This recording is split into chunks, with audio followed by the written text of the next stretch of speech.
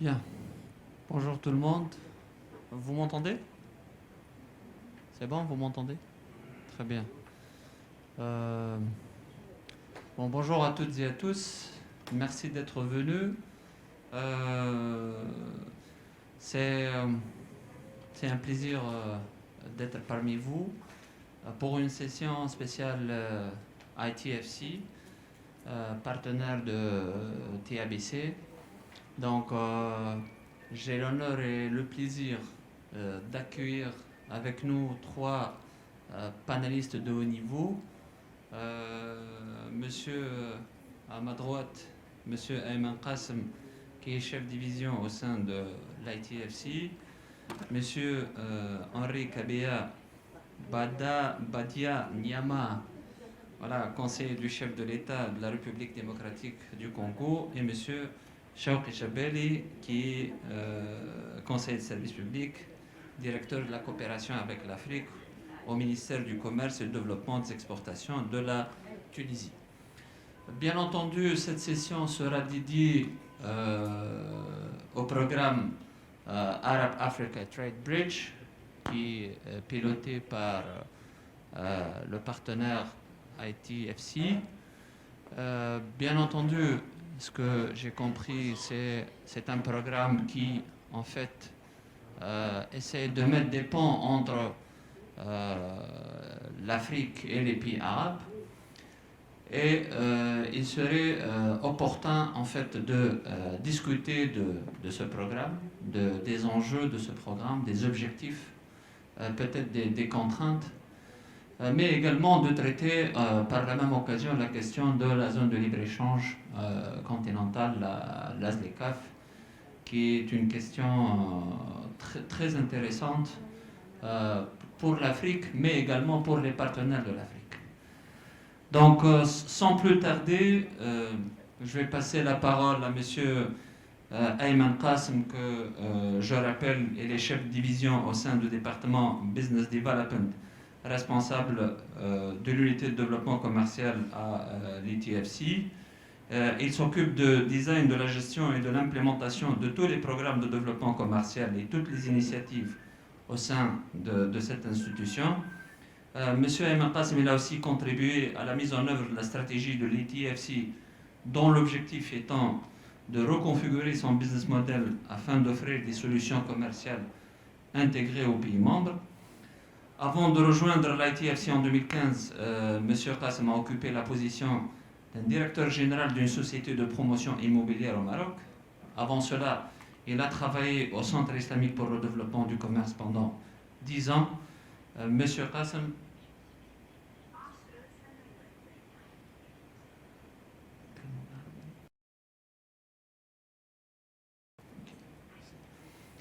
donc voilà, Monsieur Ayman Qassem, il a un master en Business Administration de l'École nationale des ponts et chaussées en 2003. Donc à la demande de la dame, on va alterner entre le français et l'arabe.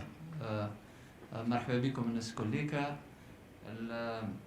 الملتقى هذا ان شاء الله باش يخصص للبرنامج مؤسسة لاي تي اف سي، اللي هو الهدف نتاعو يعني مد الجسور بين البلدان العربية والبلدان الإفريقية، ثم باش نخصصوا زاد مجال إلى الحديث حول المنطقة التجارية الحرة الإفريقية أزليكاف. دونك قلت يحضر معنا سي أيمن قاسم من الاي تي اف سي، سي المستشار الخاص للرئيس كونغو الديمقراطية مسيو هنري كابيا، ومعنا كيف سي شوقي جبالي من وزارة التجارة اللي لاهي بالملف نتاع اتفاقية نتاع منطقة تبادل الحر في افريقيا.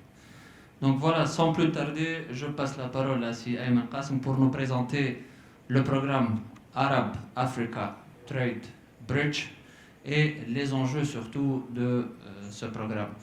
Si Ayman, merci d'avoir accepté l'invitation. Vous avez la parole. Merci à vous, Monsieur Belhaj, et je saisis cette occasion pour remercier le TABC pour avoir organisé cette session dédiée au programme Arab Africa Trade Bridge. Et donc je commencerai plutôt par présenter l'ITFC, c'est International Islamic Trade Finance Corporation, la Société internationale islamique de financement du commerce. Donc l'ITFC a été créée en 2008 en faisant partie du groupe de la Banque islamique de développement et le bras droit de la banque, tout ce qui est en relation avec la promotion du commerce et surtout le financement du commerce. Donc l'ITFC a été créée en 2008 et a offert ses services et ses financements aux pays membres de l'OCI. Et depuis, elle a réalisé 2 mandats. Un mandat de financement du commerce pour faciliter les échanges commerciaux, soit entre les pays membres de l'OCI ou bien les commerces extérieurs des pays de l'OCI avec le reste des pays du monde. Un autre mandat de l'ITFC, c'est le développement du commerce dans ces pays-là.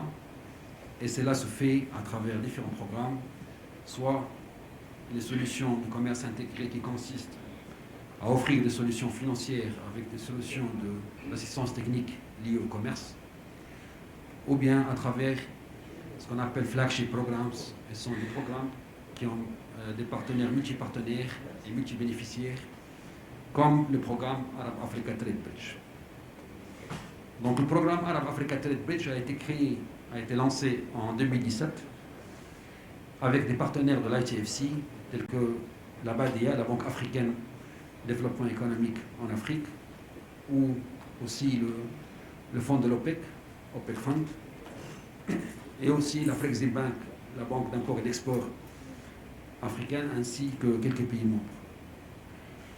Aujourd'hui, le programme ATB compte aussi non seulement des organisations membres, mais aussi des pays membres, y compris la Tunisie, qui assure depuis 2020 la présidence du conseil de gouvernance du programme ATB. Et son Excellence, Monsieur le ministre des Finances et de l'appui à l'investissement est le président de ce programme-là.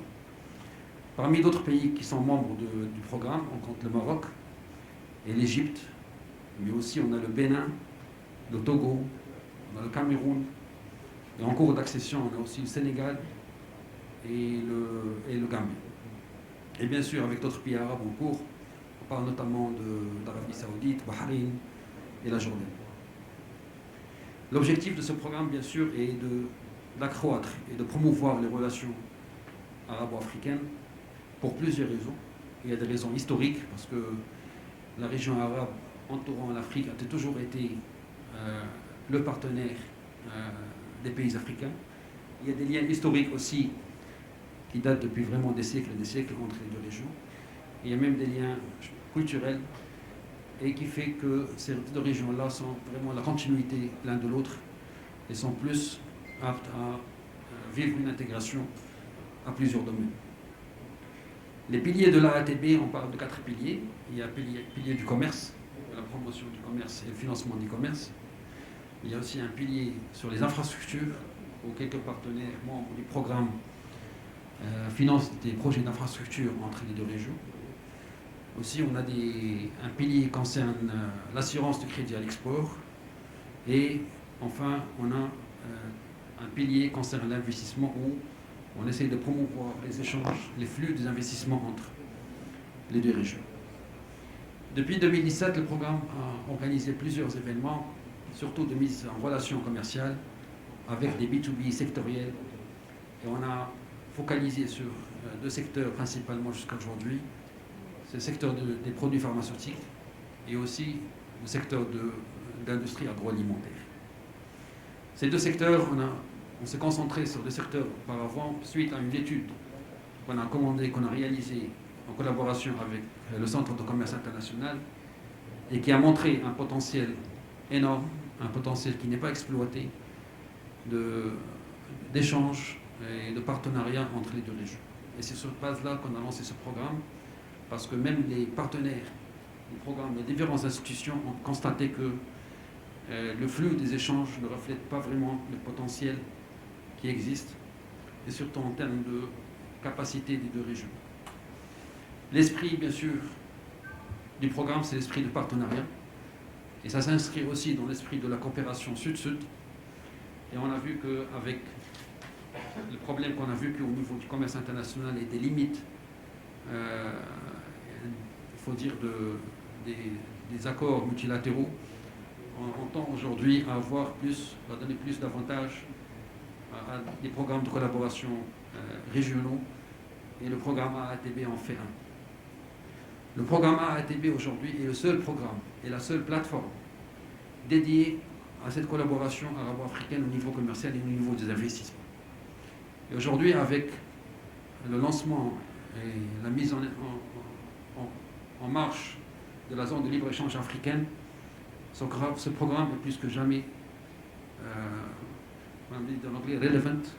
C'est un programme qui est vraiment aujourd'hui appelé à jouer un rôle et invite les pays arabes africains à profiter de ce programme-là et à se joindre à ce programme-là pour tirer les occasions, les opportunités, tirer profit des opportunités que les deux régions présentent. Jusqu'à aujourd'hui, le programme a réussi à mettre ou à promouvoir, à créer des opportunités commerciales à plus de 250 millions de dollars entre les deux régions, surtout dans les deux secteurs que je viens de citer. Et aujourd'hui aussi, non seulement qu'on a un programme annuel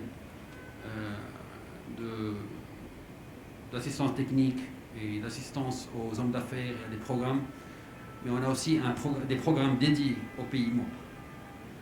Pour la Tunisie, par exemple, on est en train de mettre en place un programme national, un programme Tunisie dans le cadre de l'AATB, qui vise non seulement à promouvoir les exportations tunisiennes dans certaines matières, mais aussi à exporter le savoir-faire tunisien dans certains secteurs vers des pays africains, mais aussi à faire de l'assistance technique dans certains domaines. Depuis le Covid en mars 2020, le programme AATB a réagi immédiatement. Et le 9 avril 2020, on a organisé un conseil de gouvernance où le programme avait adopté la réponse qu'on appelle la réponse AATB au Covid, où un plan d'action a été adopté et réalisé plusieurs interventions, y compris par exemple, je cite à titre d'exemple, un soutien aux 10 laboratoires en Afrique de l'Ouest, bien sûr coordonné et facilité par l'Institut Pasteur de Dakar, où 10 laboratoires dans 10 pays d'Afrique de l'Ouest ont bénéficié de matériaux, des matériels de laboratoire et ainsi de formation qui continuent toujours à être donnés. Un autre programme qui est très ambitieux, très important, c'est que AATB, en collaboration bien sûr avec l'Afrexim Bank et l'Organisation africaine de standards, ont lancé en 2020 un programme d'harmonisation des standards des produits pharmaceutiques dans toute l'Afrique. Ce programme-là, qui a commencé en 2020 et continue jusqu'à fin 2022, vise à harmoniser tous les standards des produits pharmaceutiques au niveau africain. Et ça va non seulement renforcer la résilience de la santé au niveau continental, mais aussi ça va faciliter les échanges, le commerce et les investissements dans ce secteur très important au niveau de l'Afrique. Bien sûr, on est aujourd'hui en Tunisie et on sait que la Tunisie, en tant que membre de la COMESA et bien sûr membre et signataire de l'ASDEC, la Tunisie est appelée à jouer un rôle important, non seulement à renforcer les relations avec l'Afrique, mais aussi peut-être à jouer un rôle de facilitateur régional pour renforcer ces relations et ces liens, des flux d'échanges, des flux des investissements entre les deux régions. Moi, je m'arrête là, peut-être par la suite, en fonction des questions, on va élaborer davantage. Merci. Merci beaucoup, c'est Ayman Qassem. Donc, on reviendra pour plus de détails sur les objectifs du programme AATB. Sans plus tarder, je passe directement à M. Henri Kabia Badia Niamar. Je rappelle que M. Kabia est conseiller du chef de l'État de la République démocratique du Congo. Il est titulaire d'un diplôme de licence en économie industrielle de l'Université de Kinshasa. De 1992 à 1994, il a été chargé d'études au ministère de l'économie nationale. Par la suite, de 1995 à 2017, il a été auditeur chez PricewaterhouseCoopers. Et en même temps, il était assistant à l'université de Kinshasa pendant 3 ans, voilà, de 1996 à 1999. De 2008 à 2011, il a travaillé pour l'Union européenne en tant que responsable financier du projet Appui aux acteurs non étatiques. De 2012 jusqu'à mars 2019, il a travaillé en tant que responsable financier du bureau de coordination et de suivi du programme sino-congolais, service qui dépend de la prémature. Et depuis avril 2019, à ce jour, il est, comme je l'ai mentionné, conseiller au chef de l'État au Collège Économie, Finances et Reconstruction. Monsieur Kabila, merci d'avoir accepté l'invitation. Comme je l'ai annoncé, donc on va discuter de l'ASDECAF. L'ASDECAF, lorsqu'on dit l'ASDECAF, bien entendu, les chiffres qui frappent, c'est 1,3 milliard de personnes, c'est 2500 milliards de dollars du PIB, c'est 1 à 3% de croissance selon les pays, c'est de 50 à 55% de plus de commerce. Donc, c'est une zone où les enjeux sont très très grands. Alors, j'aimerais que vous nous donniez un aperçu sur les enjeux microéconomiques au niveau des entreprises. Qu'est-ce que ces entreprises gagnent de cette zone de libre-échange et peut-être quelles sont les contraintes. Voilà, les ambitions et les contraintes au niveau microéconomique. Vous avez la parole.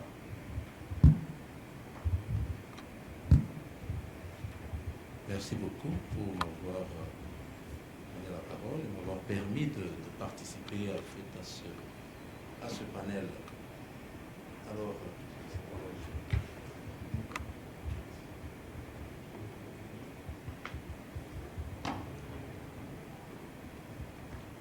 j'avais quelques éléments par rapport à ce qui m'a été demandé de développer sur les contraintes, les enjeux macroéconomiques. Alors, d'abord, le SNICAF, on est parti d'un constat. Le constat, c'est que, excusez-moi, on est parti d'un constat, la faiblesse des relations commerciales entre les pays africains. C'est ça le problème. Et il fallait maintenant trouver une solution. Et qu'est-ce qu'il fallait faire? Le commerce inter-africain est très faible. C'est ça le constat. Cette faiblesse est due à nos structures économiques héritées de la colonisation qui n'ont pas suivi le rythme de développement économique. Les pays africains échangent peu entre eux. C'est l'un des freins essentiels au progrès économique du continent. Alors, avancer dans la direction de la SNICAF impliquerait d'aller au-devant d'une série d'enjeux liés à la diversification économique et vers de meilleures perspectives de croissance. D'autant plus que l'Afrique a un agenda à réaliser, l'agenda 2063, qui consiste à cheminer vers une meilleure intégration africaine. Mais la question qu'on se pose, est-ce qu'il faudrait renverser cette tendance? Le fait que l'Afrique ne commerce plus qu'avec l'extérieur, au lieu de commercer plus avec les Africains, donc un commerce interafricain. L'objectif du CECAF, c'est de renverser cette tendance. Alors, ceux qui sont concernés en premier lieu, ce sont les acteurs économiques, les entreprises. Alors, le problème, c'est qu'ils doivent aller au contact de leur vis-à-vis, se trouvant dans les autres pays, pour échanger et prospecter les marchés, établir des échanges entre eux. En pratique, ce n'est pas ce qui s'est fait. Pourquoi? Parce qu'il y a plusieurs contraintes. Il y a beaucoup de contraintes qu'on a relevées. Première contrainte, j'ai épinglé quelques contraintes, il y en a beaucoup, mais j'ai fait quand même quelques cas. D'abord, il y a la difficulté d'accès aux informations. Les entreprises africaines, la plupart n'ont pas les informations sur les autres entreprises. Ce qui fait que les échanges sont difficiles à être établis. Ils n'ont pas de statistiques. Les statistiques sont difficiles aussi à obtenir. Il y a un peu tout ça. Ça, c'est la première difficulté, première contrainte. Deuxième contrainte, il y a l'absence de volonté des responsables politiques aussi. Nos responsables politiques, en principe, ils devaient accompagner les entreprises. Mais il y a cette absence-là de volonté. Alors, beaucoup d'industries locales ne sont pas développées, tant en termes de main-d'œuvre qualifiée que de type d'industrie et de production. Le risque ici, c'est que l'ouverture du marché africain ne profite pas du tout à l'Afrique, mais plutôt aux grands pays exportateurs de biens et services vers le continent. Le fait que nos dirigeants africains ne s'investissent pas dans le développement d'une industrie africaine, alors on laisse maintenant le passage aux industries étrangères qui viennent maintenant en fait s'établir et maintenant profiter de tout ce qu'il y a en Afrique et les exportent vers leur pays d'origine. Donc ça, c'est une autre difficulté. Et en fait, avec cette absence de volonté des responsables politiques, ça aboutit à quoi? Une absence totale de politique d'industrialisation. Dans la plupart des pays africains, on a un problème d'industrialisation. Ce qui fait que le fait qu'il y a cette absence d'industrialisation, qu'est-ce qui se passe? Les entreprises ne sont pas en fait encadrées. Les entreprises sont des aériennes. Un autre point que je vais épingler, c'est l'absence de voies de communication entre les pays, entre les pays du continent. Ce qui est un frein considérable pour la zone de libre-échange continentale. Se déplacer d'un pays à l'autre n'est pas souvent facile. Et un autre point, difficulté d'accès aux communications électroniques, à l'Internet, au téléphone. On voit que dans beaucoup de pays, on a encore ce problème-là. Un autre point, la problématique de la production et la distribution d'énergie électrique pour le bon fonctionnement des industries. Ça, c'est l'énergie électrique. Ça pose aussi problème pour les industries. Et l'existence de plusieurs crises sécuritaires, ça aussi. Excusez-moi. L'existence de plusieurs crises sécuritaires induites par les conflits internes dans plusieurs pays, criminalité, traite humaine, exploitation, terrorisme, il y a un peu tout ça qui est aussi un frein à ce problème de communication. La qualité des biens exportés. Les États africains n'exportent en majorité que des biens primaires qui ont moins de valeur que les produits transformés. Voilà un peu ça, ce sont quelques contraintes que j'ai épinglées. L'objectif, c'est quoi? Nos dirigeants doivent trouver des solutions à toutes ces contraintes pour arriver à réaliser en fait une cohésion entre les pays pour réaliser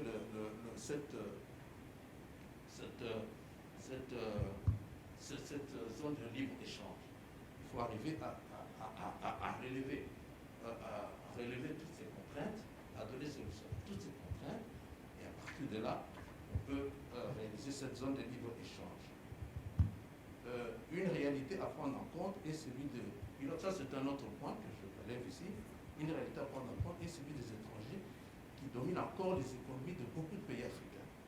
En effet, ces étrangers contrôlent l'économie locale et préfèrent recourir à des importations de marchandises depuis leur propre pays, au lieu de se lancer avec des nationaux dans des jointes ventures et des investissements qui pourraient avoir un effet structurant sur l'économie. Ça, c'est important. Qu'est-ce qu'on constate dans beaucoup de nos pays?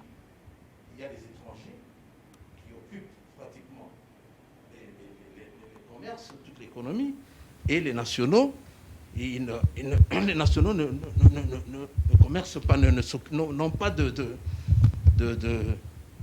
ils n'ont pas de place, si on peut le dire, c'est ça, ils n'ont pas de place. Alors, qu'est-ce qui se passe? Ces étrangers, ils importent des biens venant de leur pays et ils les vendent dans nos pays. Alors, excusez-moi, je suis un peu stressé.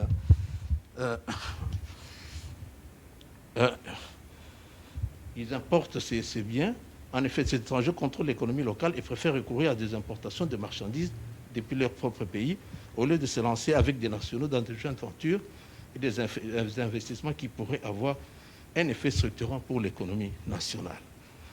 Un autre point épinglé concerne les produits ou les biens et services à présenter sur le marché. Quels biens produire? Quel type de biens? Quel type d'industrie à encourager ou à installer? Il faut des industries ou des entreprises qui puissent produire des biens capables de s'exporter, des biens à grande valeur ajoutée, ayant un niveau de qualité et de compétitivité élevé. Ces biens peuvent constituer un levier qui favorise les échanges commerciaux avec les voisins.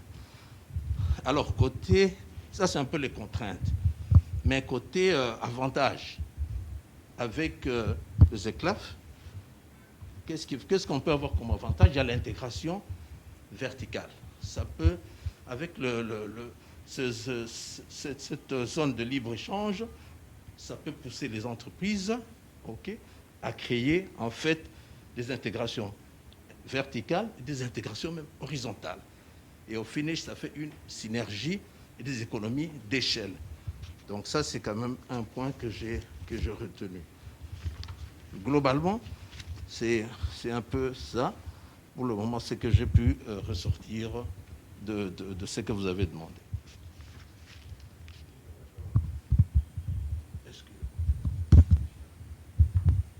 Merci beaucoup, Monsieur Kabia, pour cet exposé.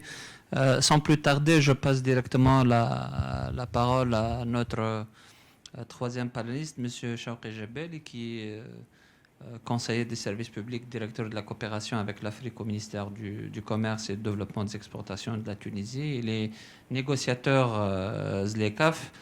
Il est en même temps coordinateur national COMISA. Monsieur Jebel est titulaire d'un diplôme national d'ingénieur des télécommunications, de diplôme de cycle supérieur de l'ENA, l'École nationale d'administration de Tunis, et d'un diplôme de master en commerce international et entrepreneuriat. Il a intégré le ministère du Commerce en septembre 2010, où il a occupé le poste de chef de service, puis de directeur adjoint du système commercial multilatéral et des relations avec l'OMC jusqu'à septembre 2015. Depuis cette date, M. Jebeli occupe le poste de directeur de la coopération avec les pays de l'Afrique subsaharienne, l'Union africaine et les communautés économiques régionales au ministère du Commerce et du Développement des exportations de la Tunisie. M. Jebeli, merci d'avoir accepté notre invitation. La Tunisie est l'un des pays qui ont ratifié en fait l'accord de zone de libre-échange africaine continentale. Donc la Tunisie, elle en est au niveau de ce process et quelles sont les étapes surtout à franchir pour vraiment profiter du potentiel qu'offre la ZLECAf. Vous avez la parole. Merci beaucoup. Bonjour à tous. Merci beaucoup, Monsieur Aram. Je tiens tout d'abord à remercier la TABC pour l'invitation. Et pour répondre à votre question, la ZLECAf trouve ses origines dans l'initiative BIAT, ce qu'on appelle Boosting Intra-African Trade, qui est une initiative de l'Union africaine lancée en 2012, et aussi de l'agenda 2063 de l'Union africaine qui élabore ou bien établit le cadre de développement socio-économique en Afrique pour les 50 prochaines années, qui a été lancé en 2013. Donc, la ZLECAf, c'est une zone de libre-échange continentale, c'est-à-dire elle regroupe tous les pays membres de l'Union africaine. Son objectif était, elle est toujours de développer les échanges intra-africains. Il y avait un objectif chiffré, malheureusement, ça peut ne pas être réalisé parce qu'on avait fixé un objectif de développement ou bien de doublement des échanges d'ici 2022 au niveau africain. Mais l'objectif principal, c'est de réduire la multiplicité ou bien les interférences de l'appartenance de différents pays à des zones de libre-échange au niveau africain. Vous savez, au niveau africain, les CER, ce qu'on appelle les CER, les communautés économiques régionales, sont les pierres angulaires de l'intégration économique africaine. L'intégration économique élaborée ou bien établie dans le cadre du traité d'Abuja instituant l'Organisation de l'Unité africaine en 1993 avait mis un agenda, un calendrier pour arriver à une intégration totale au niveau africain en 2028. Mais malheureusement, jusqu'à présent, on est en première phase d'intégration. Vous savez, l'intégration, elle commence par une zone de libre-échange. Par la suite, on passe à l'union douanière, etc., jusqu'à arriver à la dernière étape d'intégration, qui est le marché commun. Donc, je disais que l'ASLECAF a été lancée officiellement en 2016, les négociations, par tous les pays africains sous les auspices de l'Union africaine. Elle a été divisée en premier lieu en deux phases. La première phase concernait la libéralisation des biens et des services. Et la deuxième phase, en principe, elle devait commencer, mais on est déjà au début de cette phase. Elle va concerner des aspects fondamentaux pour le commerce, qui sont l'investissement, la propriété intellectuelle et la concurrence. On a ajouté à cela comme phase 3, mais maintenant, à cause du Covid, elle est devenue un élément de la phase 2, tout ce qui est commerce électronique. Donc la phase 2 va englober maintenant quatre éléments. La Tunisie, aujourd'hui, elle est parmi les 54 pays signataires de l'ASLECAF. Donc, seulement l'Érythrée qui n'a pas encore signé l'accord. Et elle est parmi les 37 pays qui ont ratifié l'ASLECAF. Vous savez, pour entrer en vigueur pour un pays, un accord de libre-échange, il doit être signé et ratifié. Et les instruments de ratification doivent être déposés auprès de l'Union africaine. Donc aujourd'hui, on est à 37 pays qui ont ratifié. Donc juridiquement, la zone, elle est entrée en vigueur. Reste à dire que la volonté politique, elle est là. Et d'ailleurs, arriver à un tel résultat au bout de 3, 4, 5 ans pour réunir 55 pays autour d'une zone de libre-échange qui est la plus grande zone de libre-échange depuis la création de l'OMC, c'est pas facile. Donc 5 ans, c'est déjà une période très ambitieuse. Au niveau technique, en revanche, c'est tout à fait normal. Il y a quelques difficultés, je dirais, mais c'est tout à fait normal puisque on a affaire à des négociations qui regrouperont une cinquantaine de pays. Donc, au niveau des biens, la zone de libre-échange, le 1er janvier 2021, c'était le lancement officiel de la zone de libre-échange. C'est-à-dire qu'en principe, parce que sur le plan pratique, ce n'est pas toujours évident, mais en principe, 1er janvier 2021, les pays africains devraient pouvoir commercer entre eux sous les préférences de la ZLECAf. Maintenant, chaque pays doit préparer son offre tarifaire, mais aussi son offre de libéralisation de services. Après la préparation de ces offres-là, on doit pouvoir négocier avec les pays d'une façon bilatérale. Donc vous comprenez bien la difficulté technique au niveau de la négociation. Une chose fondamentale, c'est que peut-être pour faire la différence avec le COMESA, c'est la zone qui regroupe 21 pays, qui commence de la Tunisie jusqu'à le sud africain, donc 21 pays, donc à laquelle la Tunisie a adhéré tout récemment. C'est une zone de libre-échange où l'échange est libre totalement et immédiatement, c'est-à-dire qu'il n'y a pas progressivité. Mais par contre, la ZLECAf, non. On a choisi d'être progressif vu la différence au niveau de développement, au niveau des États africains. Une trentaine de pays en Afrique sont des PMA, sont des pays moins avancés. Donc, il y a ce qu'on appelle ce traitement différencié entre les pays. Et donc, on a choisi de libéraliser le commerce au niveau africain d'une façon progressive. Ceci dit, on a réparti, disons, les produits, les biens en 3 catégories. Une catégorie appelée de produits non sensibles qui constitue 90% des produits d'un pays. Ces produits-là vont être libéralisés sur 5 ans. c'est-à-dire au bout de 5 ans, les droits de douane appliqués à ces produits-là vont être éliminés d'une façon progressive et linéaire. Ça, c'est pour les pays en développement. Pour les PMA, ces produits-là, ils vont être libéralisés sur 10 ans. On a dit qu'on a adopté une approche différenciée pour faire bénéficier les pays moins avancés d'une période plus longue de libéralisation. Donc, pour les autres produits, il y a des produits sensibles qui représentent 7%. Produits sensibles de point de vue emploi, de point de vue une branche de production nationale un peu sensible, etc. Donc, on a choisi de donner beaucoup plus de temps pour ces produits-là, pour être libéralisés, on a choisi une période de 10 ans. Donc, pour les pays en développement comme la Tunisie. Donc, pour la seconde liste, au bout de 10 ans, les produits qui y sont inclus seront libéralisés. Donc, et on a choisi aussi d'exclure certains produits dits produits sensibles ou très sensibles. Donc, les produits très sensibles, on a choisi de ne pas les libéraliser. Et chaque pays a le droit de fixer 3% de ces produits pour les mettre dans ces listes-là. Donc, la configuration de libéralisation des biens au niveau de la ZLECAf, c'est la répartition en 3 listes et c'est la libéralisation progressive.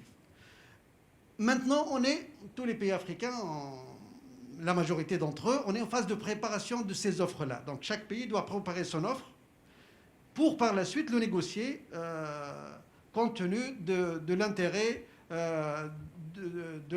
d'un pays ou de l'autre. Donc, autre chose, je voudrais bien mentionner l'importance du secteur privé et de la participation du secteur privé dans le processus, que ce soit au niveau de la préparation, mais aussi au niveau de la négociation des offres.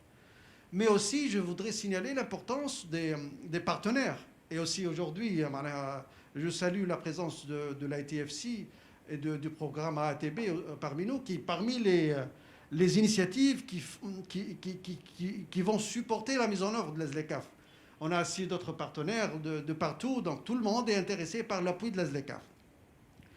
Au niveau du service aussi, on a un agenda de libéralisation des services au niveau de la ZLECAf, parce qu'on a généralement tendance à sous-estimer peut-être le potentiel de service, malgré que c'est un volet très important et que c'est le domaine qui nécessite peut-être beaucoup moins d'investissement, et dont pas mal de pays, y compris la Tunisie, ont des compétences et ont une expertise avérée au niveau des services. Donc, au niveau des services de la ZLECAf, on a choisi de libéraliser toujours d'une façon progressive, mais en choisissant 5 secteurs de services prioritaires. On a identifié ces secteurs dans le cadre de la négociation. Il s'agit des secteurs fournis aux entreprises, tels que tout ce qui est secteur de consulting, ingénierie, etc.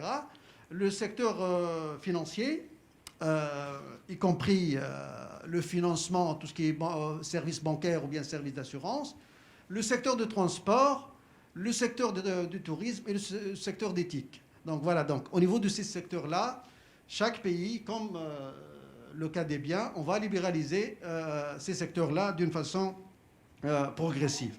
Au niveau de la Tunisie maintenant, la Tunisie était parmi les pays qui ont participé dès le début aux négociations. On avait signé, parmi les 44 premiers pays qui ont signé l'accord en mars 2018 à Kigali, et on a ratifié, comme j'ai dit, en juillet 2020. Sur le plan technique, on est à 97% de la préparation de notre offre, c'est-à-dire presque on a finalisé les trois listes. Et en même temps, on a entamé la préparation de l'offre au niveau des services. Au niveau des services, on a commencé par ce qu'on appelle la cartographie réglementaire. Au niveau des services, au niveau de la ZLECAf, on a adopté une approche hybride. Une approche qui, à la fois, adopte l'approche de l'Organisation mondiale du commerce basée sur ce qu'on appelle les listes positives, c'est-à-dire je vais mettre toutes les restrictions possibles dans les 5 secteurs prioritaires sur l'entrée ou bien sur l'accès au marché et le traitement national, c'est-à-dire comment traiter les étrangers au niveau du pays. Mais aussi, on a adopté ce qu'on appelle la coopération réglementaire, puisqu'on peut donner des possibilités d'accès au marché pour les étrangers pour entrer dans un marché africain.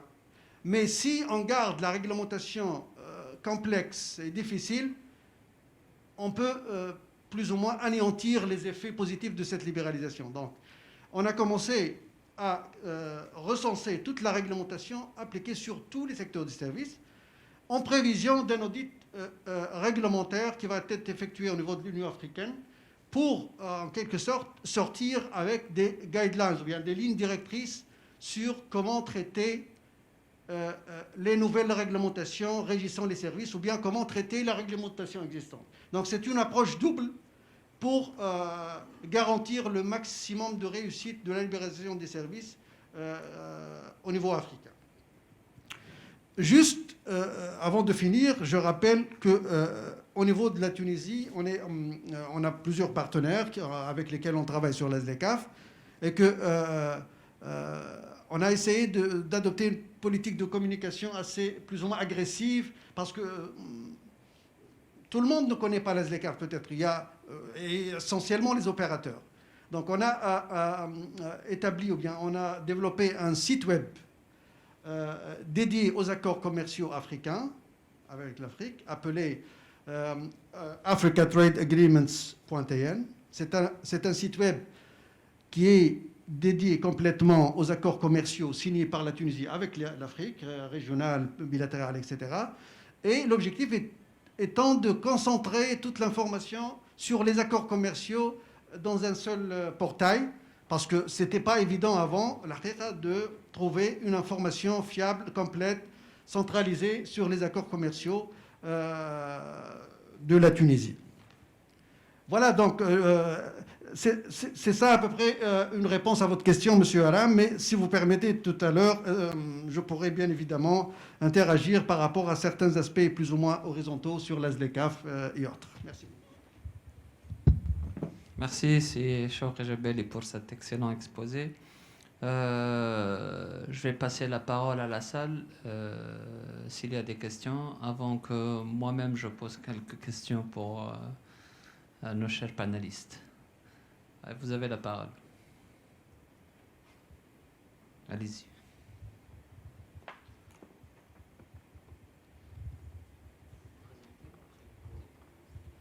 Moi, c'est Jean-Claude Moukania. Je suis l'assistant du directeur de cabinet du chef de l'État de la RDC. J'ai quelques petites questions à poser. La première, c'est au premier intervenant qui a parlé de ATB, c'est ça? Oui, je voulais savoir quelles sont les conditions d'adhésion de certains pays à cette organisation et aussi les opportunités qu'ils peuvent tirer de cette organisation.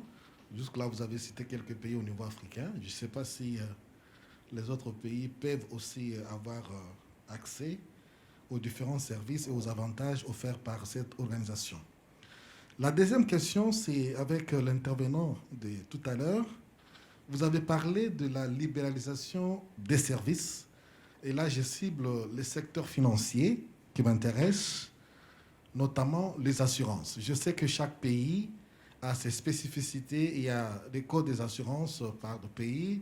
Il y a certains qui utilisent les codes CIMA.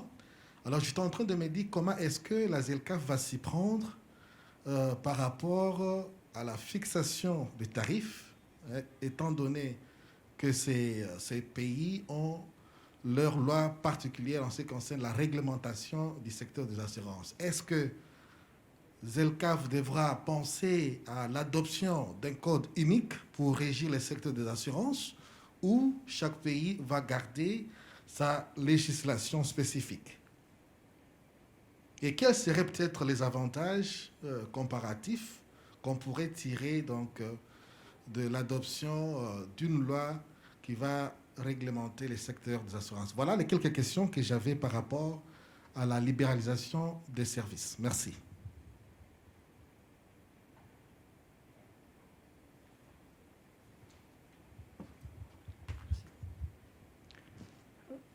Bonjour tout le monde. Mohamed Najib Bejar, conseiller à l'export. Ma question concerne le programme AATB. Est-ce qu'il finance des actions de commerce international entre les États ou entre des entreprises du secteur privé ou d'un État avec du secteur privé.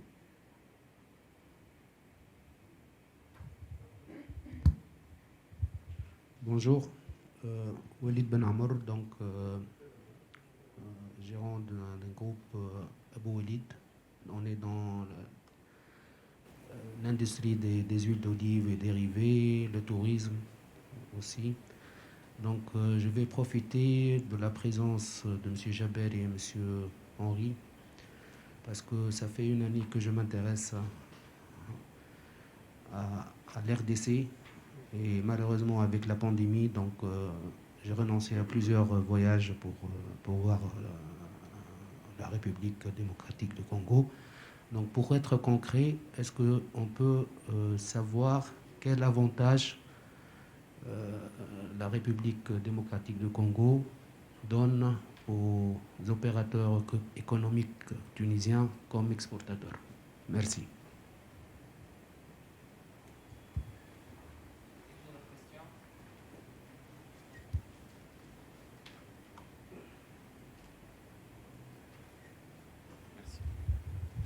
Bien. Bon, je rajouterai peut-être une question à M. Henry. C'est par rapport au secteur informel. Donc on sait que dans les pays de l'Afrique subsaharienne, même dans les pays de l'Afrique du Nord, bien entendu, alors le poids du secteur informel n'est pas anodin. Est-ce que l'ASLECAF pourrait éventuellement être une solution à cette problématique de l'informalité en Afrique? Voilà, je passe directement la parole à M. Emen Qassem pour répondre aux différentes questions et par l'occasion, merci à tous ceux qui ont posé des questions très pertinentes. Vous avez la parole. Merci. Donc, pour répondre à la question de Monsieur le conseiller, donc pour les conditions d'adhésion, c'est très simple. C'est une demande qui se fait au CIO de l'ITFC en tant que l'ITFC elle abrite l'unité de direction de cette initiative. Et aussi, il y a un ticket d'entrée que les pays contribuent au budget de la ATB au niveau de 500 000 $. Donc ça, c'est les deux conditions principales. Après, pour les services qui pourront bénéficier, il y aura une série de consultations avec les services concernés dans les pays membres où on tient compte des priorités au niveau du commerce extérieur ou de la stratégie nationale du pays, ainsi que les orientations stratégiques au niveau d'exploitation. C'est sur cette base-là qu'on élabore un programme national avec des actions concrètes que les services concernés approuvent, et puis on passe à l'action pour l'exécution de ce programme-là. Et là, vivement, j'invite votre pays à prendre part parce que la ATB n'est pas seulement pour les pays membres de l'OCI, non, loin de là, mais la première réunion du conseil de gouvernance du programme a pris la décision que ce programme-là est ouvert à tous les pays africains et à tous les pays arabes. Donc ça nous fera vraiment plaisir de rentrer en contact pour expliquer davantage les conditions d'adhésion au programme, ainsi que les bénéfices que votre pays pourrait bénéficier, et ainsi peut-être entamer une série de discussions pour faciliter cette adhésion-là. Pour la question de M. Mohamed, le soutien, c'est vrai que pour l'établir d'un programme national, on prend contact avec les services concernés au niveau de l'État, mais pas seulement ça. Hier, on a eu une réunion avec une grande société publique, mais bon, qui a un statut public, mais société privée. Donc on est ouvert à faciliter aussi, à faire ce qu'on peut pour faciliter au secteur privé l'accès au marché, vu les informations, au moins la mise en relation avec des clients potentiels dans certains pays et faciliter la participation des sociétés tunisiennes dans des manifestations qui s'organisent en Afrique. Donc j'espère que j'ai répondu aux questions. Et là, juste une remarque par rapport à l'intervention de M. Henry. Il s'agit aussi en Afrique de développer ou faciliter les investissements dans les matières premières. On sait que le continent africain est très riche en matières premières. Et on a vu que, par exemple, le Ghana, qui est interdit, ou qui n'est pas interdit, mais au moins il a mis des incentives pour encourager l'investissement dans le cacao, au lieu que ça soit exporté, par exemple, en état brut. Et peut-être, au lieu de voir les importations, peut-être encourager l'exportation, mais des produits industrialisés, et essayer de faire des programmes peut-être pour encourager l'investissement des matières premières pour qu'on ait une industrie qui va aider à l'exportation, bien sûr qui va aider à créer des emplois. Voilà, merci. Merci, Monsieur Kassem. Je passe la parole à Monsieur Henri. La première question, si je comprends bien, je répète un peu la question. Est-ce qu'il y a avantage donné par la RDC aux Tunisiens en ce qui concerne les exportations? C'est ça? Ok, je dirais ceci, carrément, ça dépend d'abord de ce que vous voulez exporter vers la RDC. Et puis, ça dépend aussi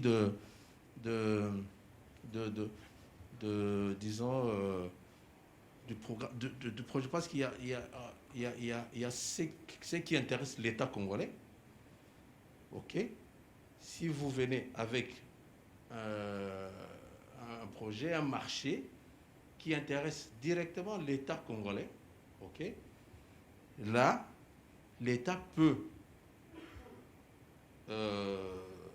donner certaines exonérations, ok, pour favoriser votre marché, ce que vous voulez exporter, ok, voilà. Donc ça dépend. Alors, mais si vous venez comme tout le monde, vous voulez exporter des biens de consommation, je ne sais pas quel type de biens, ça dépend. Ben alors vous allez rencontrer toutes disons, les taxes, toutes ces obligations douanières. Ok. Donc ça dépend. Ça dépend de ce que vous voulez faire. Si c'est un contact avec l'État congolais dans un programme qui favorise en fait les projets de l'État, on peut vous exonérer. Vous avez quand même cet avantage-là. Donc ça dépend. Ça dépend de ce que vous voulez faire. Ça dépend des contacts que vous avez. OK? Donc je crois que c'est comme ça que je peux répondre. Je ne sais pas si vous êtes satisfait, ça va? Oui, j'ai voulu savoir juste, vous savez, la Tunisie par exemple, elle est très forte dans tout ce qui est huile d'olive. Oui. Le cas spécial. Les huiles commerciales, vegetable oils, est-ce que l'État de RDC s'intéresse à ces produits-là, par exemple? Non, ça, je vous réponds directement que l'État congolais ne s'intéresse pas. Ça, c'est dans l'alimentaire, pratiquement. Les huiles, c'est dans l'alimentaire. OK? Vous êtes des grands consommateurs, j'ai bien compris. Pardon? Vous êtes des grands importateurs. Oui, il y a quand même, il y a les huiles. Oui. C'est pas dans vos habitudes. Mais il y a des huiles, ça vient. Ça. Par exemple, pour les huiles végétales, parce que en tant que Tunisien, si par exemple j'exporte ce produit-là, un produit fini, est-ce que c'est exonéré par exemple? Non, ça je vous le dis directement, ça c'est pas exonéré. Donc là, comme je dis, ce qui peut être exonéré, ce sont par exemple dans des grands projets, des projets de développement. Si l'État a des projets de construction des infrastructures, peut-être dans la santé, vous voyez un peu ça. Ça, vous pouvez obtenir des exonérations. Parce que l'État est derrière ça. Mais tout ce qui est comme alimentaire, ce que vous dites là, ben ça c'est dans le cours normal des choses. Ça vient. Les biofuels, par exemple, les énergies renouvelables. Oui, ça c'est un domaine, ok, ça peut être un domaine qui peut être exonéré. Parce qu'actuellement, avec la nouvelle donne politique, on s'intéresse beaucoup plus aussi aux énergies renouvelables. Donc là, ça peut intéresser l'État congolais. Donc ça dépend maintenant des contacts que vous avez. Et si on veut investir dans le tourisme, c'est-à-dire on fait un hôtel en RDC, est-ce que ça encourage? C'est vrai que le tourisme, chez nous, ce n'est pas... Oui. Bon. Le tourisme d'affaires. Bon. Le tourisme d'affaires, peut-être pas directement. L'État ne peut pas directement. Hein, pas directement. Donc voilà. OK. Pour la deuxième question que vous avez posée sur le secteur informel, ouais, je crois qu'avec la zone de libre-échange, le secteur informel peut être résorbé. Parce que la zone de libre-échange, qu'est-ce qu'elle fait? Elle amène quand même, elle pousse les États, les économies d'État à se développer. OK? Par exemple, s'il y a l'industrialisation, alors on crée, il y a des industries, on crée beaucoup d'industries, OK? Avec l'industrialisation. Alors, toutes les personnes qui sont dans le secteur formel, qu'est-ce qui va se passer? La plupart des personnes vont se diriger vers les entreprises qui seront créées. OK? Ce qui fait que le secteur informel, parce que le problème de secteur informel, surtout en Afrique, même quand on va chez nous, c'est quoi? C'est le problème, c'est qu'il n'y a pas, les gens n'ont pas d'emploi comme tel.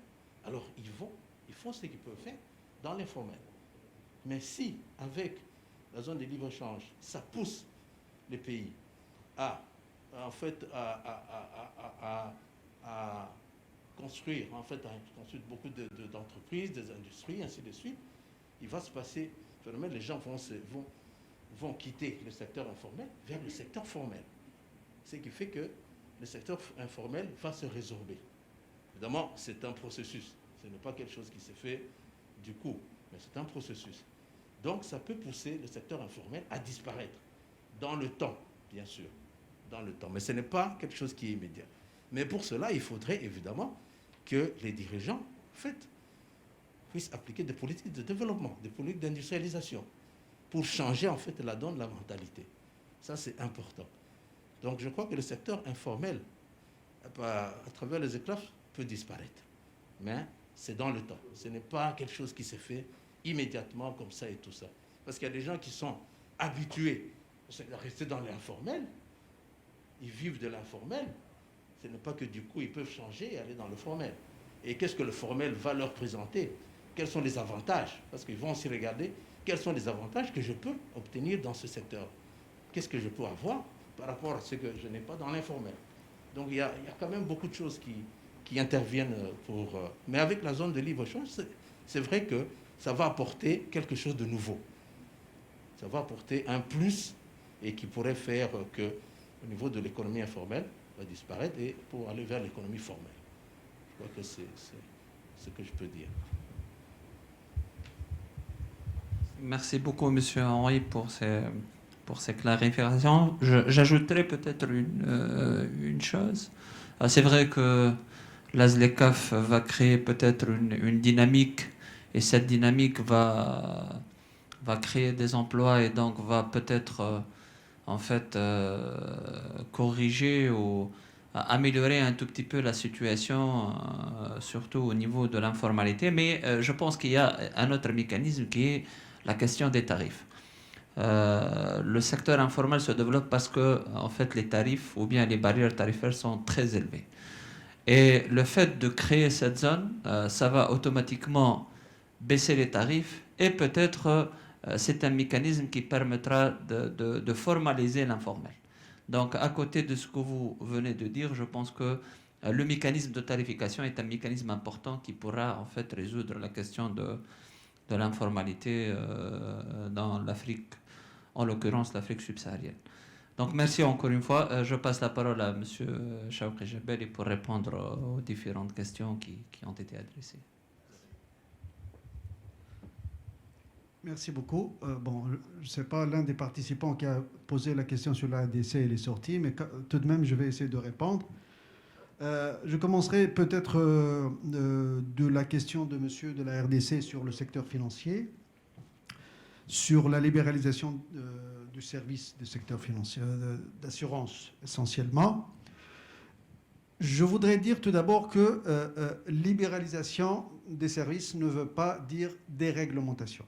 Ça veut dire que l'État africain, tout État africain continuera à avoir la main sur sa réglementation interne.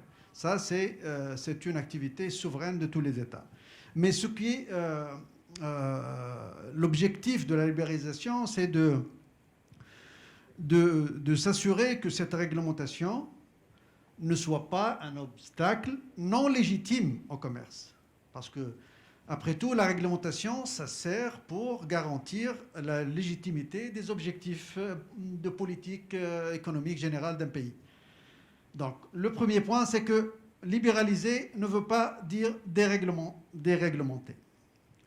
Maintenant, au niveau de l'approche de libéralisation elle-même, qu'est-ce qu'on veut dire par libéraliser le commerce des services? Comme vous savez, au niveau des biens, libéralisation des biens, c'est équivalent en quelque sorte à éliminer les tarifs. Et parfois aussi les barrières non tarifaires, tout ce qui est paperasse, etc. Au niveau des services, on ne parle pas de tarifs. On ne parle pas de frontières. Au niveau des biens, si, on parle de frontières. Donc, c'est comment traiter un produit à la frontière d'un pays. Au niveau des services, il n'y a pas de frontières. D'ailleurs, il y a des modes de fourniture de services. Il y a 4 modes.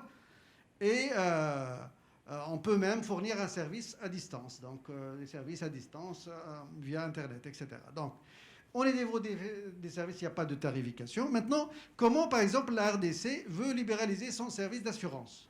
Par exemple, on donne un exemple. L'approche utilisée par l'OMC et adoptée au niveau de la SLECAF, c'est qu'un pays, il a deux aspects à mettre en œuvre pour dire qu'il a déjà libéralisé ce service-là. Il doit mettre noir sur blanc les limitations qu'il veut mettre dans ce qu'on appelle l'accès au marché, c'est-à-dire que je vais mettre des restrictions sur la participation en capital, par exemple, étranger dans les entreprises nationales. Ça, c'est une limitation d'accès au marché dans tout type de service, y compris le service d'assurance. Je vais limiter le nombre de transactions possibles au niveau de mon pays, fournies par un fournisseur étranger, etc. Donc, c'est ça. Donc, libéraliser un service, y compris le service de l'assurance, ça revient à mettre noir sur blanc les restrictions que je vais mettre vis-à-vis de la fourniture d'un service africain dans mon pays. Maintenant, au niveau de l'assurance, comment on fait exactement? Il y a des pays qui sont membres de l'Organisation mondiale du commerce. Il y a des pays, non, je ne sais pas si je pense que la RDC est membre de l'OMC. Donc, comment on va partir au niveau de la libéralisation des services au niveau de la SLECAF? Pour ceux qui sont membres de l'OMC, on va partir de la GCS+. La GCS, c'est l'accord général sur le commerce des services de l'OMC. Donc, le minimum, c'est les engagements fournis par chaque pays au niveau de l'OMC. On ne peut pas descendre au-dessous de cet engagement-là. Donc, pour ceux qui ne sont pas membres de l'OMC, il y en a des pays africains qui ne sont pas membres de l'OMC, on va pouvoir commencer de ce qu'on appelle la libéralisation autonome. C'est-à-dire que chaque pays voit la réglementation, le statu quo, qu'est-ce qui est appliqué actuellement à T0 dans son pays, il va le mettre en tant que libéralisation des services. Donc, ce pays-là va offrir la libéralisation applicable actuellement. Voilà, au niveau de la libéralisation de l'assurance, je reviens toujours à votre question, ça revient à chaque pays. Donc, l'assurance, les services financiers en général, y compris les services bancaires ou bien l'assurance, sont, comme j'ai dit, parmi les services prioritaires de la SLECAF. Donc, à ce niveau-là, et même l'article 5 de la GCS de l'OMC mentionne que la libéralisation doit être substantielle. Substantielle, c'est-à-dire qu'on ne peut pas entrer dans une zone d'intégration régionale comme la SLECAF, qui est une exception au droit commun de l'OMC, sans pouvoir offrir aux pays, aux autres pays partenaires, bien sûr, de la zone, une libéralisation substantielle. C'est-à-dire, dans les 4 modes de fourniture de services, je dois donner des concessions. Et puis, je ne peux pas éliminer un mode et dire que, par exemple, je ne vais pas vous laisser investir, c'est-à-dire effectuer une présence commerciale, faire une filiale, par exemple. Donc, la notion de substantiel, elle est primordiale, et l'assurance, elle doit figurer parmi les services à libéraliser au niveau de la SLECAF. Ça, c'est par rapport à votre question. je reviens vers la question sur la RDC. Moi, je dirais que d'abord, la RDC, c'est un pays membre du COMESA. Le COMESA a une zone de libre-échange. Et comme j'ai dit, c'est une zone de libre-échange qui diffère de la ZLECAf du fait que la libéralisation au niveau du COMESA, elle est immédiate et complète. Immédiate, c'est-à-dire qu'il n'y a pas de progressivité comme la ZLECAf. Donc, depuis janvier 2020, la date d'entrée officielle de la Tunisie à la zone de libre-échange, tous les produits, y compris agricoles, industriels, etc., en principe, ils sont soumis à 0% de droits de douane à l'export. Maintenant, il y a quelques exceptions, et malheureusement pour vous, c'est que la RDC ne fait pas partie de ces pays qui ont libéralisé leur commerce sous le COMESA. Donc, et il y a une notion importante, la notion de réciprocité. La RDC n'a pas libéralisé son commerce au niveau du COMESA. Donc la Tunisie ne peut pas faire cela. Donc au niveau de l'import aussi, les produits congolais qui vont venir en Tunisie, ils vont être soumis à 100% puisqu'ils n'ont pas libéralisé leur commerce. Mais pour vous, au niveau de l'export, il n'y a pas de différenciation entre le produit agricole et industriel, donc l'huile d'olive et les autres produits. Vous pouvez les exporter aux autres pays. À l'RDC, lorsque l'RDC décide de libéraliser, donc d'entrer dans la zone de libre-échange du COMESA. Et puis, par rapport aux initiatives mises en place par le gouvernement en partenariat avec ses partenaires, je citerai à titre d'exemple le projet qui a commencé depuis 2018 avec la GIZ, le projet PEMA, le projet appelé Promotion des activités créatrices d'emplois vers de nouveaux marchés africains.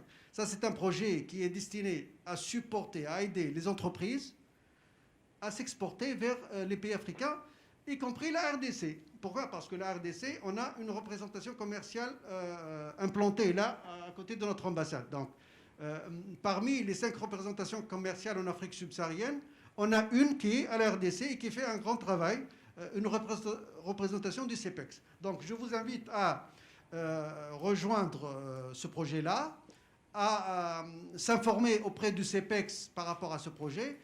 On a fait même des roadshows. On s'est déplacé avec le CEPEX à la RDC, avec des délégations d'hommes d'affaires, d'entreprises, etc., pour faire le lien et les B2B avec les entreprises. Le CEPEX aussi fait un grand effort en matière d'information commerciale, qui est très importante. Donc, le représentant là, sur place à Kinshasa, donc, il est en train de faire un grand travail. Et le projet, là, PEMA, que je viens de citer, a même développé un outil digital pour les RCT, les représentations commerciales, pour leur faciliter cette tâche de collecte d'informations, de dissémination de l'information auprès des opérateurs en Tunisie. Vous avez posé la question du tourisme. Le tourisme aussi, c'est un secteur des services, parce qu'au niveau du COMESA aussi, on va libéraliser les services aussi, y compris le service du tourisme. Et si aussi la RDC a libéralisé ses services, vous avez le droit de vous implanter sur place en RDC. Ça, c'est en vertu de l'accord qui existe entre nous. Donc ça, c'est pas avec mon respect de l'avis de monsieur, mais ça, c'est un accord qui lie les pays membres du COMESA, les 21 pays membres. Si la RDC a donné des préférences pour accéder au marché des services, vous avez le plein droit d'investir en RDC. Pour finir, peut-être un petit ajout par rapport au secteur informel. J'ajouterai aux barrières tarifaires, peut-être aussi les barrières non tarifaires, qui poussent les gens à surpasser la loi, etc. Parce que les barrières non tarifaires, c'est peut-être le volet le plus facile à éliminer, mais les procédures, les paperasses, etc., c'est l'élément le plus difficile. Et là, la digitalisation et la dématérialisation, la facilitation des échanges, c'est parmi les éléments qui pourraient, bien évidemment, aider à formaliser le côté informel. Merci beaucoup. Merci, Cheikh Jabel, et pour ces réponses pertinentes. Avant peut-être de clôturer en fait cette session, je vous laisse chacun 1 minute pour répondre à l'une des 2 questions. La première question la zone de libre-échange continentale, la ZLECAf, ce n'est pas la première initiative. Il y avait auparavant d'autres initiatives de libre-échange. Et ça n'a pas marché. La preuve en est, c'est que le volume du commerce entre les pays africains, il demeure toujours très faible. Alors, qu'est-ce qui différencie la zone de libre-échange? Ou peut-être, qu'est-ce qui peut-être va garantir son succès par rapport aux initiatives qui ont été faites dans le passé? Ça, c'est la première question. La deuxième question, en fait, quel est le modèle de développement des entreprises africaines dans le cadre de la ZLECAf, bien entendu? Est-ce que ces entreprises africaines vont juste exporter, ou bien peut-être vont-ils profiter de cette occasion pour chercher des alliances avec d'autres partenaires, ou bien elle va tout court se délocaliser? Donc quel est le modèle de développement, ou bien quelle est la stratégie peut-être de croissance des entreprises africaines par rapport en fait à la zone de libre-échange continentale? Donc vous aurez chacun 1 à 2 minutes maximum pour répondre à l'une de ces deux questions. Vous avez la parole, c'est Ayman. Merci, M. Aram. Je prendrai la première question pour dire que je pense qu'il y a une grande volonté politique à haut niveau des chefs d'État africains qui s'est matérialisée par la signature, bien sûr, pendant le sommet, la création, et je pense que ça va continuer. Deuxièmement, je pense qu'on est arrivé à une conviction qu'on ne peut que s'entraider pour pouvoir évoluer. On ne peut pas évoluer, on ne peut pas attendre que quelqu'un vienne de l'extérieur pour nous aider à évoluer, à se développer. Si on le fait pas soi-même, on ne va jamais le faire. Mais il faut créer les outils pour qu'on facilite cette intégration et cette création. Et il y a beaucoup de choses à citer. Il y a l'infrastructure nécessaire, il y a la facilitation du commerce transfrontalier, par exemple, une partie de l'informel, c'est vraiment la complication des fois des mesures des commerces frontaliers. Créer des plateformes logistiques entre les pays d'Afrique du Nord et les pays de l'Afrique subsaharienne, peut-être pour faciliter un peu aux hommes d'affaires d'exporter, mais non seulement d'exporter, mais aussi d'avoir des plateformes logistiques pour pouvoir avoir des produits à importer aussi. C'est une collaboration sud-sud dans les deux sens et dans un sens de partenariat. Et aussi peut-être exploiter l'opportunité de plateformes, créer des plateformes. Et là, je reviens à l'AATB. L'AATB est l'une des plateformes qui ne peut que aider dans ce sens-là entre les différents pays. Le continent africain, il y a 8 ou 9 pays arabes, compris bien sûr la Tunisie, mais c'est un pays africain et un pays arabe aussi. Et on ne peut que jouer ce rôle-là et peut-être saisir cette occasion, cette opportunité pour se joindre à ce programme-là et bénéficier de ce service et dans le cadre de promouvoir la ZLECAf. Merci. Merci beaucoup, CM. Vous avez la parole, M. Henri. Alors, pour la première question, moi je dirais plutôt que, en fait,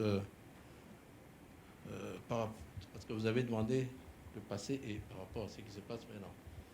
Mais je crois que maintenant, tout dépend de la manière dont chaque pays va développer des stratégies opérationnelles pour concrétiser ce grand projet. Ça dépend de chaque pays.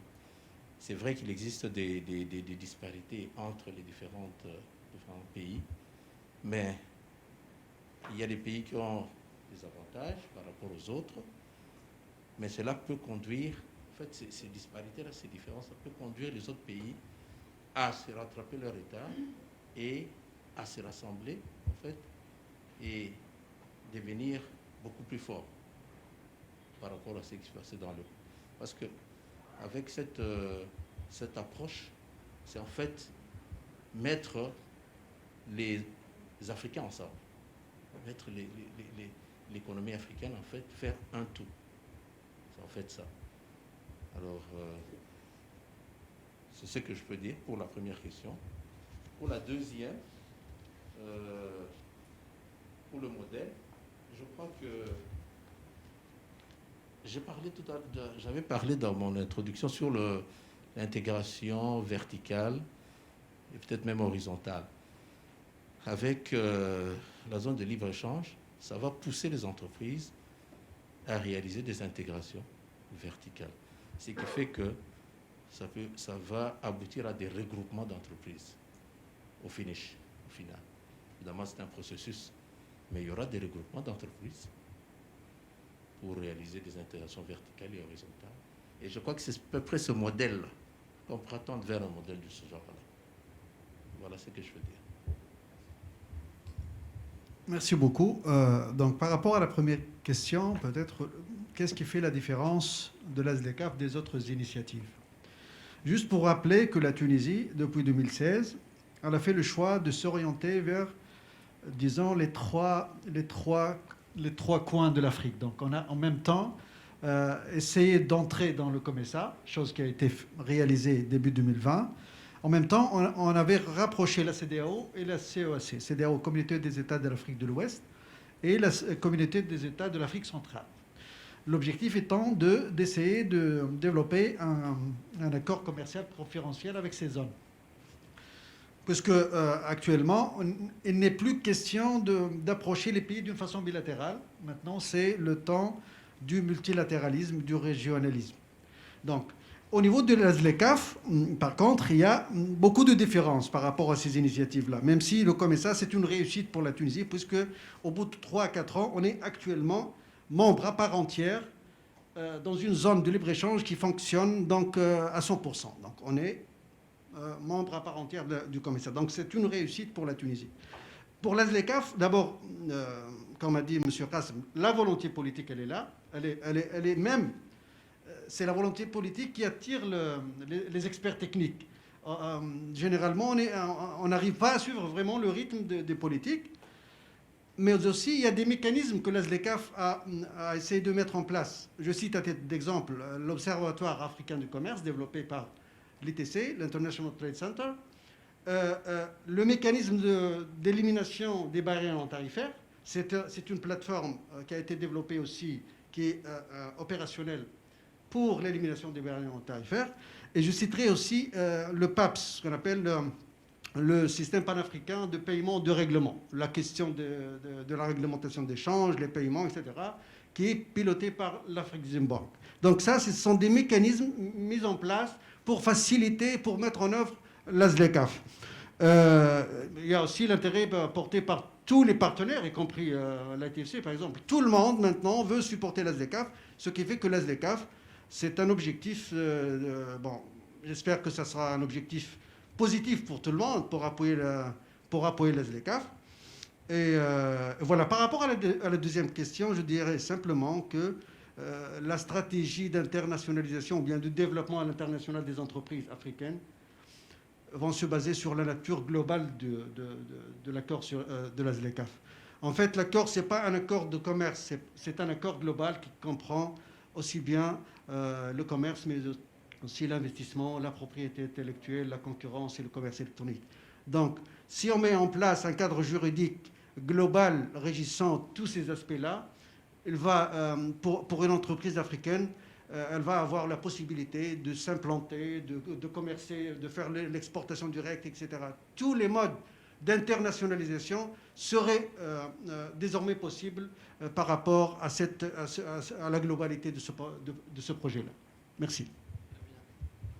Merci beaucoup. Je ne peux que féliciter encore une fois nos chers panélistes, Monsieur Ayman Qassem, chef division de l'ITFC, Monsieur Henri Conseiller, du président de la RDC, et Monsieur Chawki Jabali, conseiller de service public et responsable du dossier ZLECAf au sein du ministère du Commerce. Donc merci à vous les trois et merci à tous les présents dans cette salle. Voilà, on se dit à la prochaine peut-être.